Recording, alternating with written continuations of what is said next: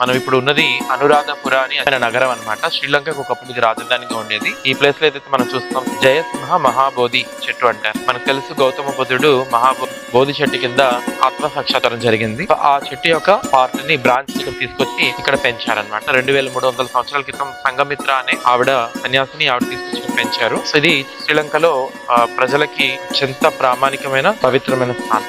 Hare Krishna.